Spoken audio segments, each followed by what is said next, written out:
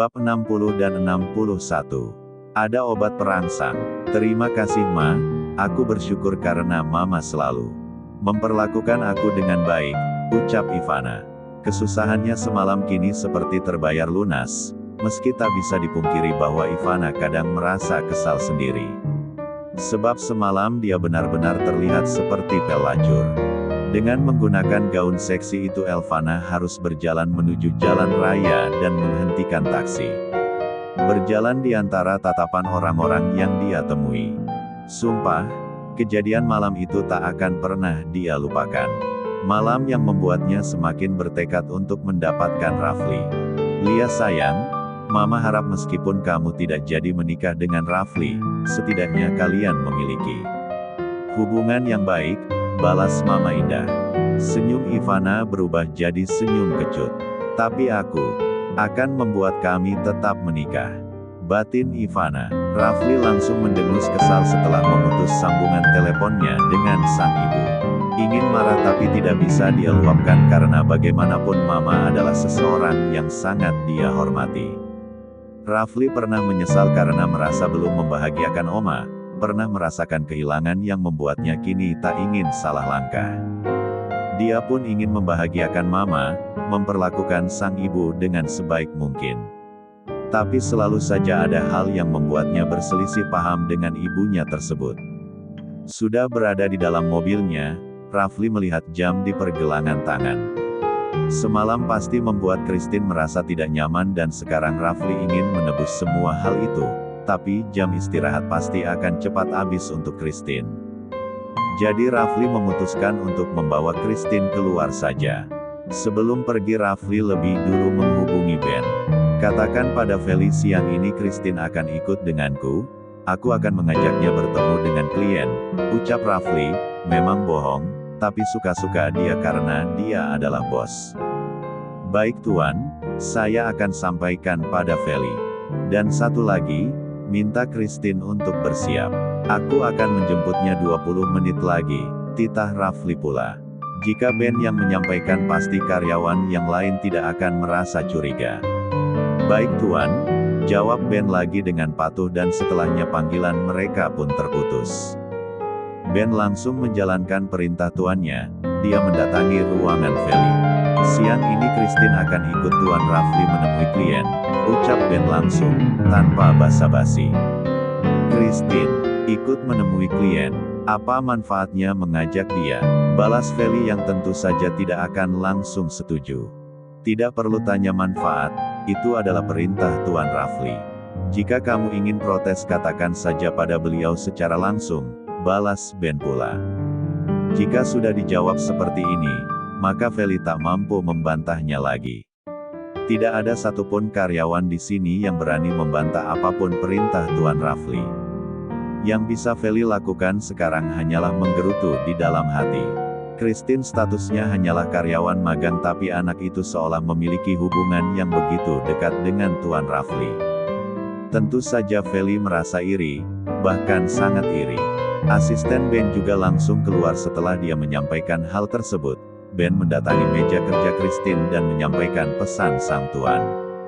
Laura dan Arhan juga mendengar, tapi mereka tidak banyak tanya ataupun penasaran, hanya cukup tahu saja. Apalagi Laura, dia adalah yang paling senang jika Christine pergi terus seperti ini. Kenapa tiba-tiba ingin bertemu di luar? Batin Christine, jadi bingung sendiri. Kabar terakhir yang dia dapatkan sang kekasih akan berusaha untuk datang ke kantor agar mereka bisa makan siang bersama, tapi sekarang malah jadwalnya berubah seperti ini. Jangan melamun, matikan komputermu dan bersiaplah, kata Laura. Christine hanya mengangguk saja, jadi bingung apakah benar bertemu dengan klien atau mereka hanya berdua. Selesai membereskan meja kerja, Christine menuju kamar mandi dan coba menghubungi sang dosen melalui panggilan telepon. Di kamar mandi tak ada siapapun, jadi dia bebas untuk menghubungi pria itu. Kenapa jadi bertemu di luar? Apa benar bertemu dengan klien? Tanya Christine. Dia bicara dengan menatap wajahnya di pantulan cermin wastafel. Kita ke apartemen, makan di sana saja, balas Rafli. Mendengar itu Christine tersenyum kecil. Setelah kejadian semalam rasanya mereka memang harus bertemu, sebab ada perasaan yang mengganjal di dalam hati, rasa tak nyaman. Baiklah, aku akan menunggu, jawab Christine kemudian. Tiba-tiba suaranya terdengar manis sekali, tak terdengar sedikit pun nada ketus.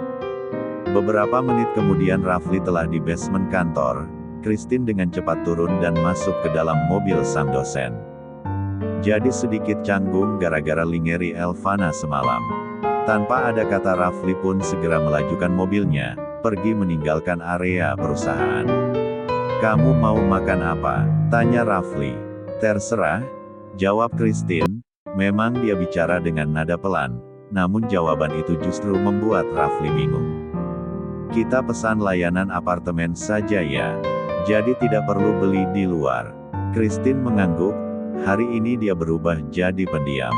Tiba di apartemen Rafli langsung menggenggam tangan Christine saat mereka berada di dalam lift. Apa kamu sakit? Tanya Rafli. Saking pendiamnya sang kekasih dia sampai mengajukan pertanyaan seperti itu. Tidak, memangnya wajahku pucat.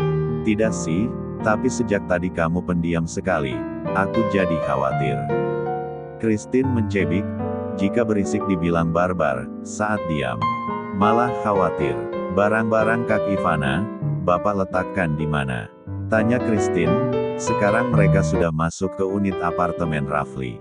Sudah kutitipkan di pos satpam. Aku juga sudah meminta pihak keamanan apartemen untuk melarang wanita itu masuk. Aku hanya mengambil kartu aksesnya, jelas Rafli. Dia menggulung kemejanya hingga ke siku. Mereka sama-sama berjalan menuju dapur. Rafli duduk di kursi meja makan dan hendak melakukan pemesanan makanan. Sementara Christine langsung menuju lemari pendingin untuk minum. Dia haus. Ini kok banyak makanan?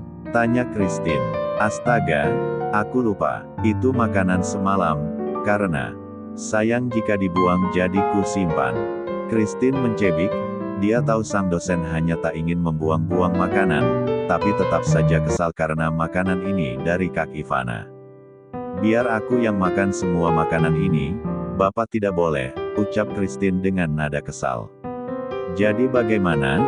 Sekarang pesan makanan atau tidak? Pesan satu porsi saja untuk Bapak, aku akan menghangatkan makanan ini, balas Christine. Katamu ada obat perangsangnya, tapi kan tidak boleh dibuang. Biar aku yang makan. Tidak, aku yang akan makan.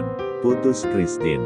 Karena cemburu Christine bertekad menghabiskan semua makanan itu, dia tak akan membiarkan sang dosen sedikit pun mencicip makanan wanita ular itu. Christine tak peduli dengan tuduhannya semalam, yang mengatakan bahwa semua makanan ini telah diberi obat perangsang. Terserahlah, pokoknya makanan ini harus segera hilang ditelan dia. Pak, bagaimana cara menghidupkan kompornya? Aku ingin makan dalam keadaan hangat, kata Christine. Marah sih marah tapi dia tetap butuh bagian pria tersebut. Duduklah, biar aku siapkan semua makanan ini. Tapi jangan dicicip, Lia. Astaga, balas Rafli. Akhirnya dia yakin bahwa Christine tidak sakit. Diamnya sang kekasih beberapa saat lalu hanya karena cemburu. Untunglah Rafli mengambil inisiatif untuk mengajak Christine datang ke apartemen, jadi rasa cemburu Christine tidak berkepanjangan. Sekitar 15 menit kemudian, pesanan makanan Rafli datang dan Christine yang berlari untuk mengambil. Semua makanan yang dihangatkan oleh Rafli pun telah tersaji di atas meja. Siap untuk makan siang bersama. Bapak tidak kembali lagi ke kampus? Tanya Christine. Tidak. Sampai sore kita akan menghabiskan waktu bersama di sini. Sebenarnya Rafli masih memiliki jadwal, namun demi Christine hari ini jadwal itu dia undurkan. Dan mendengar jawaban sang dosen Christine langsung tersenyum lebar. Kebersamaan mereka seperti ini benar-benar bisa memperbaiki suasana hatinya yang sejak semalam terasa mendung. Kamu benar ingin makan makanan itu? Tanya Rafli. Sekali lagi, Lia. Ayo makan. Christine lantas mulai menyantap hidangan itu satu persatu. Obat yang sudah dimasukkan oleh Ivana tidak merusak rasa, semuanya masih nikmat. Apalagi sekarang Christine memakannya dalam keadaan hangat. Rafli juga menyantap makanannya sendiri, namun dia lebih banyak memperhatikan sang kekasih. Enak, tanya Rafli. Lia, untung tidak dibuang, jawab Christine. Mereka boleh membenci Kak Ivana, tapi tak boleh membuang-buang makanan ini. Setelah menyantap makanan nikmat itu, Christine akhirnya setuju dengan keputusan sang dosen tersebut. Selesai makan, Christine ikut membantu membereskan meja. Meskipun sebenarnya Rafli sudah melarang, Rafli tahu bahwa Christine tak pernah mengerjakan pekerjaan dapur. Pergilah ke kamar Hailey, ganti baju dengan yang lebih nyaman, titah Rafli, agar Christine tak mengganggunya. Jujur saja, Christine justru membuat langkahnya jadi susah, sebab gadis ini hanya mengikuti apapun yang dia kerjakan. Tidak mau, aku mau bantu bapak dulu. Sana pergilah, balas Rafli, kukuh. Lia iya, jawab Christine, akhirnya pasrah. Setelah mencuci tangannya di wastafel, Christine langsung menuju kamar Hailey. Kenapa badanku terasa panas ya? Gumam Christine. Dia menutup pintu dan mulai mendekati lemari pakaian. Namun belum sempat membuka lemari tersebut, Christine justru makin merasa ada yang tak beres dengan tubuhnya. Mendadak tak sanggup berdiri, Christine jadi duduk di tepi ranjang. Astaga, apa yang terjadi padaka? Masa mendadak sakit? Rasa panas dan tubuh yang berdesir mulai merayap menguasai jiwa.